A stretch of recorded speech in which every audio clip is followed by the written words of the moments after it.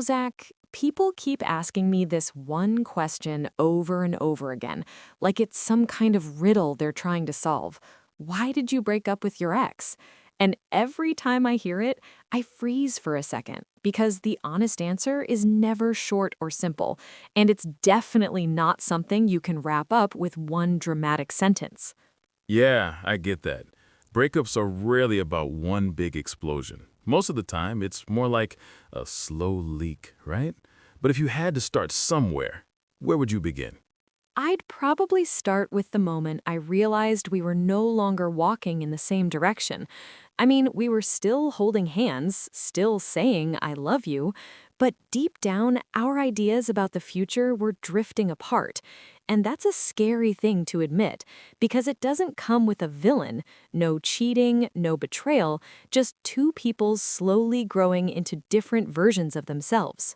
That kind of mismatch hits differently. It's not loud, it's quiet, almost sneaky. How did that difference in values show up for you? In small conversations, actually, like when I talked about career goals or the kind of life I wanted to build, and he'd nod but never really engage.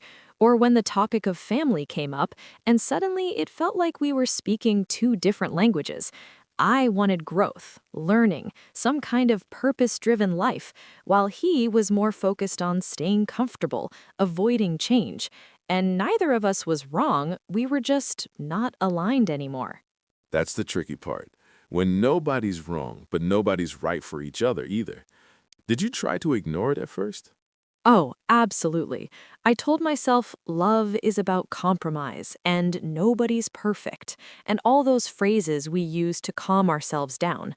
I kept thinking things would magically fall into place, but instead, what happened was that the little disagreements started piling up like dust under the rug. Let me guess. Those small arguments weren't actually that small. Exactly. At first, it was silly stuff. Who forgot to text back? Who was always late? Who didn't listen properly? But because we never really solved anything, those arguments kept coming back again and again like a bad rerun you didn't ask for. And every time we fought, it drained a little more emotional energy from both of us. That's emotional erosion right there. People underestimate how exhausting unresolved conflict can be. It's not the fight itself, it's the repetition. Yes, it felt like running on a treadmill that never stopped. Same arguments, same apologies, same promises. And after a while, you stop believing the next time will be different line. You start to feel tired in your bones, not just your heart. Was there a moment when you realized something deeper was wrong beyond the arguments? There was one night that really stuck with me. I had a rough day at work, everything felt like it was falling apart, and I just wanted comfort. I tried to talk to him, but he was scrolling on his phone, half listening. At some point, I stopped mid-sentence, and he didn't even notice. That silence was louder than any fight we'd ever had. Ooh, that hurts.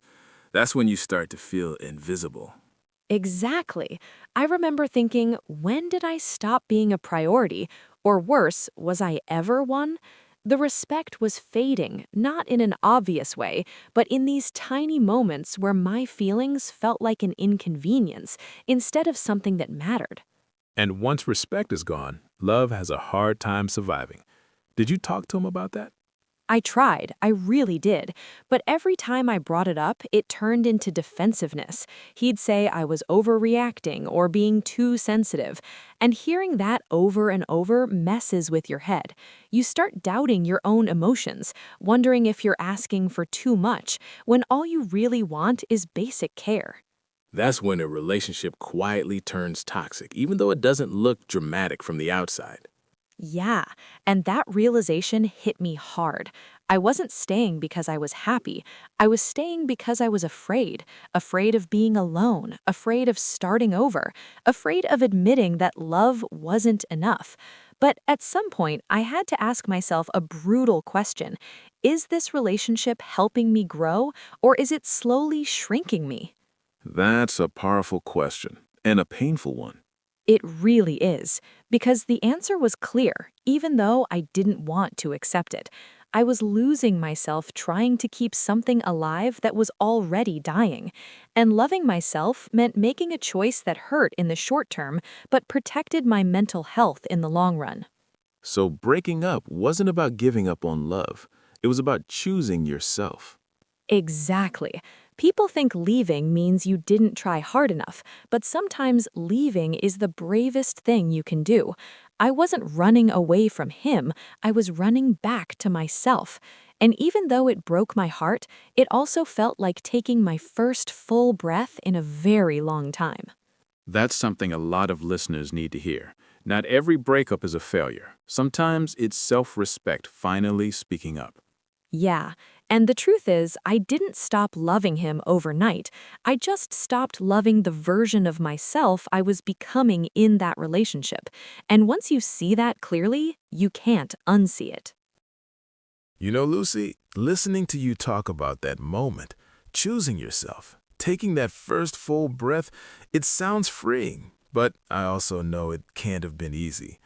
People love the idea of healing, but they don't really talk about how messy the beginning is. Oh, absolutely messy. Healing didn't start with peace and clarity. It started with ugly crying, random mood swings, and questioning my decision at 2 a.m. while staring at the ceiling. I thought once I walked away, I'd instantly feel lighter, but instead it felt like I was carrying the weight of the relationship and the breakup at the same time. That's such an honest take. So how did you stop yourself from running back just to escape the pain? Honestly, I didn't always succeed. There were days when I wanted to text him just to feel familiar again. But I realized something important. Pain isn't the enemy. Avoiding pain is. So instead of distracting myself nonstop, I forced myself to sit with it, to feel it fully, even when it sucked. That takes guts. Most people numb themselves, scrolling, partying, rebounding, anything to not feel. Exactly. I did some of that too. I'm not going to pretend I was a monk or something. But at some point, I told myself, if you don't face this now, it'll show up later in another relationship. And that scared me more than the loneliness. So what did facing it actually look like in real life? Small but intentional boundaries. The first big one was social media. I muted him everywhere. Not because I hated him, but because seeing his life updates was like reopening a wound every day. People underestimate how powerful that boundary is. You can't heal if you're constantly reopening the door. Yeah, doom scrolling your ex's life is basically emotional self-sabotage. Exactly. I had to protect my peace, even if it felt dramatic at first. I also stopped replaying conversations in my head, asking what-if questions that had no answers. I wrote things down instead. My anger, my sadness, even the parts where I missed him like crazy. That sounds like you were slowly turning the focus inward. I was. And that's where the real growth started. Once the noise settled, I began asking myself some uncomfortable questions, like, why did I stay so long? Or what needs of mine was I ignoring just to keep the relationship going? And what did you discover about yourself? I realized I had this pattern of overgiving. I confused patience with self-sacrifice. I thought loving someone meant shrinking my needs, being easygoing, not rocking the boat.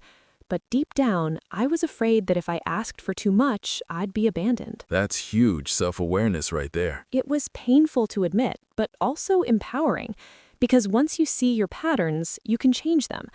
I learned that love isn't about walking on eggshells or proving your worth.